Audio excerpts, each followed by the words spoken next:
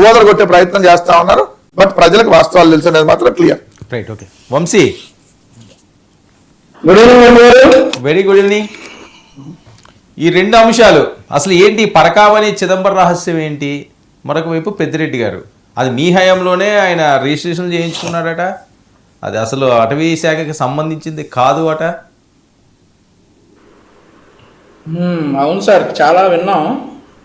పరకామణి ఇప్పుడు ముఖ్యంగా సార్, ముందుగా అందరికీ కూడా good evening. First thing, Bhumana Karunakar Reddy గారు ముందే వచ్చేసి మరి మన వెంకటరెడ్డి గారు చెప్తా ఉన్నారు, వీళ్ళు ఎలా చెప్తారు హత్యని అని. మరి ఈయన ఎలా చెప్తాడు సార్? భూమన కరుణాకర్ రెడ్డి గారు వచ్చేసి ఆత్మహత్య అని ఎలా చెప్తాడు? బాబాయ్ గారు గొడ్లపోటు గుండెపోటు అయినట్టు ఈయన ఎలా చెప్తాడు? మరి అది ఆత్మహత్య అని చెప్పేసి సెలవిచ్చేశారు భూమన కరుణాకర్ రెడ్డి గారు. ఇంకొక ఫస్ట్ థింగ్ ఏంటంటే, టీటీడీ బోర్డు సభ్యులు భానుప్రకాష్ రెడ్డి గారు, అప్రూవర్గా మారినటువంటి ధర్మారెడ్డి గారు, వీరిద్దరూ చాలా జాగ్రత్తగా ఉండాలి.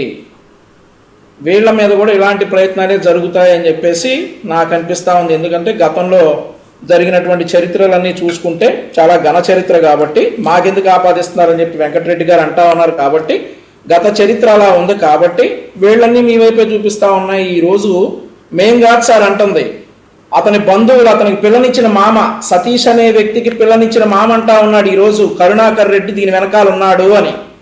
మేం కాదు అంటా ఉంది. వినండి వినండి, ఇతను సతీష్ బంధువు. రాత్రి 13వ తారీఖు రాత్రి నైట్ 12 o'clock తర్వాత ఇక్కడి నుంచి గుంటకల్ నుంచి రాయలసీమ ఎక్స్ప్రెస్ కోచ్ నెంబర్ వచ్చి A1 క్లాస్ కోచ్ లో బెర్త్ నెంబర్ వచ్చి 29 లో ఎక్కాడు.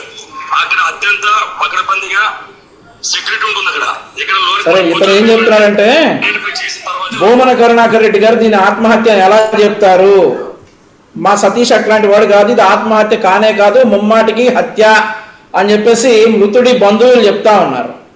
సరే సార్, ఈరోజు ఎప్పుడైనా కానీ ఏదైనా ఒక కేసులో వైఎస్ఆర్ కాంగ్రెస్ పార్టీలో ఉన్నటువంటి పెద్దల హస్తం ఉందని తేలబోతోందో, సాక్షులందరూ కూడా అనుమానాస్పద స్థితిలో మృతి చెందడం అని చాలా క్వైట్ కామన్గా జరుగుతున్నటువంటి విషయాలు.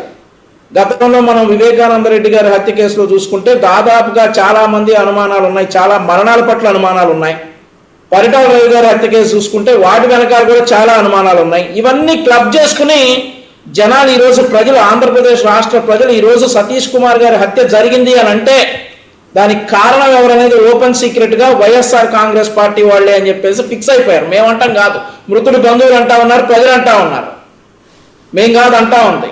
సరే, పోస్ట్ మార్టం రిపోర్ట్ రాలేదని అన్నారు, పోస్ట్ మార్టం రిపోర్ట్ వచ్చింది. వెనకాల గొడ్డలి లాంటి పొదునైన ఆయుధాలతోటి కొట్టినట్లుగా రిపోర్ట్లు వచ్చాయి, అతని ఎముకలన్నీ కూడా విరిగినట్లుగా కూడా రిపోర్ట్లు వచ్చాయట. మరి వీటి గురించి డెఫినెట్లీ నీకు తెలుస్తారు. మరి గత చరిత్ర చూసుకుంటే అలా ఉంది కాబట్టి డెఫినెట్లీ ఈ సతీష్ కుమార్ నోరు విప్పితే ఎవరికి నష్టం అనేది కూడా అందరికీ తెలుసు కాబట్టి మరి పని కానిచ్చేశారని చెప్పేసి కూడా మనం చెప్పుకోవచ్చు. ఇందులో ఏంటి అనుమానం ఏంటి? ఇంకా వెంకటరెడ్డి గారు చెప్పి వస్తే అంటా ఉన్నారు ఈరోజు, మాకేం సంబంధం? సరే, మీ అవన్నీ తర్వాత రెగ్యులర్ ఎంక్వైరీస్లో వస్తాయి. ఇంకో విషయం ఏంటంటే, ఇక మదనపల్లి సబ్జెక్టు, ఇంకా తర్వాత ఇంకోటి ఏంటి, లిక్కర్ సబ్జెక్టు, అన్ని వెంకటరెడ్డి గారు చెప్తా ఉన్నారు. అన్నీ వస్తాయి బ్రదర్, మెల్లమెల్లగా అన్నీ వస్తాయి, అన్నిట్లో కూడా వస్తారు, నో డౌట్, వెల్కమ్. ఆ తర్వాత పవన్ కళ్యాణ్ గారి గురించి మాట్లాడతా, చంద్రబాబు నాయుడు గారు పవన్ కళ్యాణ్ గారిని బకరా చేస్తున్నాడని చెప్పేసి వెంకటరెడ్డి గారు అంటా ఉన్నారు. అసలు మీరు కదా జగన్మోహన్ రెడ్డిని బకరా చేసేసి, అన్న మనం అక్కడ అన్ని సీట్లు గెలుస్తున్నాం, ఇక్కడ ఇన్ని సీట్లు గెలుస్తున్నాం అని పాపం ఆయనకి చెప్పారు. ఆయన ఏ సదస్సుకి వెళ్తే ఆ సదస్సుకు వై నాట్ 175 అని చెప్పి